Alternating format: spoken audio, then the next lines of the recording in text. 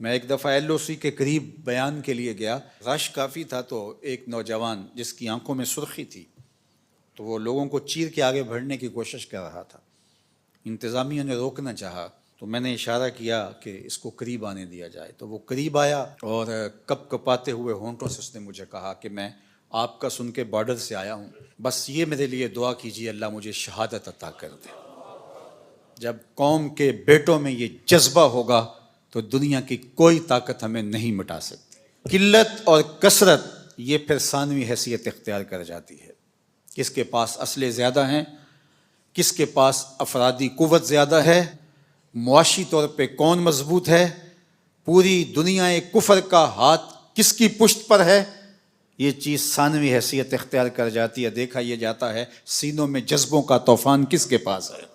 کروڑوں خداؤں کے ماننے والوں نے ایک خدا کے ماننے والوں پر حملہ کر کے اس وقت موجودہ ملکی صورتحال، باہمی تفرقات اور جو ہماری معاشی حالت اور ابتری ہے اس کو جانچتے ہوئے اس نے سمجھا ہے کہ میں پاکستان کو کھا جاؤں گا۔ کروڑوں خداؤں کے ماننے والوں کو ہم پیغام دیتے ہیں، تم جذبوں کو کبھی شکست نہیں دے سکتے۔ آپ نے کئی دفعہ مودی کی زبان سے رافیل پر اتراتے ہوئے دیکھا ہوگا، بار بار کہتا تھا ہمارے پاس رافیل ہیں، اور اس پہ اس کو ناز تھا۔ رافیل کا نام لیتے اس کی باچھیں کھل جاتی تھیں اور وہ رافیل رافیل کرتا پھر رہا تھا، لیکن پھر رافیل کو بھاگنے کے راستے بھی نہیں ملے ہیں۔ وہ ابابیلوں سے ہاتھی مروانا جانتا ہے، وہ رب ہے، وہ احکم الحاکمین ہے۔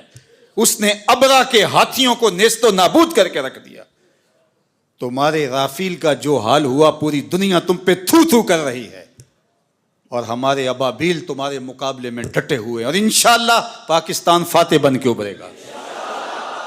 قوم متحد ہو چکی ہے، پاک فوج کی پشت پہ پوری قوم کھڑی ہے، اپنے جوانوں کے ساتھ، اپنے شیروں کے ساتھ یہ قوم کھڑی ہے۔ مت کوئی بھول میں رہے، داخلی اختلافات آنے والے دشمن کی جارحیت کے مقابلے میں ختم ہو جاتے ہیں اور قوم میں متحد ہو جاتی ہیں۔ تمہارے اس اقدام نے قوم کو یکجا کر دیا ہے، قوم کو کھڑا کر دیا ہے۔ ہمارے شیر دل مجاہد جو اپنی جانیں ہتھیلی پہ لیے مرنے کی، شہید ہونے کی آرزویں کر رہے ہیں اور ہاتھ جوڑ جوڑ کے کہہ رہے ہیں دعا کرو مجھے شہادت مل جائے، اس قوم کو تم کیسے شکست دے سکتے ہو؟ کیسے اس قوم کو تم بچھاڑ سکتے ہو؟ تم نے اس قوم کو للکارا ہے جو رب کی طاقت پہ بھروسہ رکھتی ہے، جو جہاد فی سبیل اللہ پہ بھروسہ رکھتی ہے، شہادت جس کے لیے سعادت کا تاج ہے۔ ہمارے پائلٹ دارو پی کے نہیں چڑھتے جہازوں کے اوپر، تم تو ان کو تحور دلاتے ہو اور وہ لرزتے ہوئے ان کے قدم لڑکھڑا رہے ہوتے ہیں، اور ہمارے تو شیر دل پائلٹ ایک دوسرے سے آگے بڑھ کے خود اپنے آپ کو پیش کر رہے ہوتے ہیں کہ یہ سعادت پہلے مجھے عطا کیجیے۔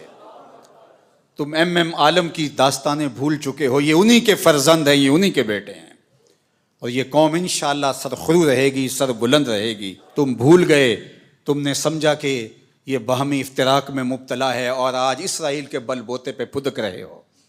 اس کے ڈرون تم ہماری فضاؤں میں چھوڑ کے سمجھتے ہو کہ ہم بڑے بہادر بن گئے ہیں۔ یہ تمہارے ڈرون اور تمہارے طیارے اور تمہاری توانائی اور تمہارے آلات حرب و ضرب یہ تمہارے لیے ہی جہنم بن جائیں گے، اور انشاءاللہ آج نہیں تو کل پاکستان کا جواب دیکھنے والا ہوگا، دنیا دیکھے گی انشاءاللہ۔ ہم سرخرو ہوں گے، سر بلند ہوں گے، اسلام کا جھنڈا پوری دنیا کے اوپر لہرایا جائے گا۔ اللہ اکبر! یہ کیا ہمارا مقابلہ کریں گے؟ یہ گائے کا پیشاب پینے والے، آب زمزم پینے والوں کا مقابلہ کیسے کر سکتے؟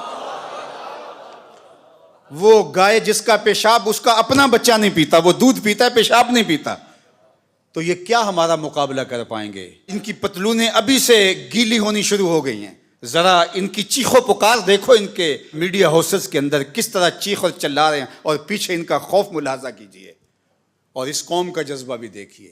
ابھی ڈرون بعد میں گرتا ہے، یہ پہلے پہنچے ہوئے ہوتے ہیں اور وہاں جا کے تحور آمیز نعرے لگا رہے ہوتے ہیں۔ اس قوم کے جذبوں کو کیسے تم مات دے سکتے ہو؟ کوئی سراسیمگی، کوئی خوف اور کوئی ڈر اس قوم کی کھلڑی میں پیدا نہیں ہوا۔ یہ قوم جو کہہ رہی ہے کہ فوری جواب دیا جائے، انہیں اپنی جانوں کا ڈر نہیں، یہ پاکستان کی آبرو کے لیے بات کر رہی ہے۔ کہ ہماری سرزمین پر انہوں نے یہ جرت کیوں، اس بزدل دشمنوں نے مسجدوں کے اوپر میزائل مارے. ہم ایسا نہیں کریں گے انشاءاللہ. ہم وہاں ماریں گے تمہاری چیخیں دنیا سنے گی انشاءاللہ.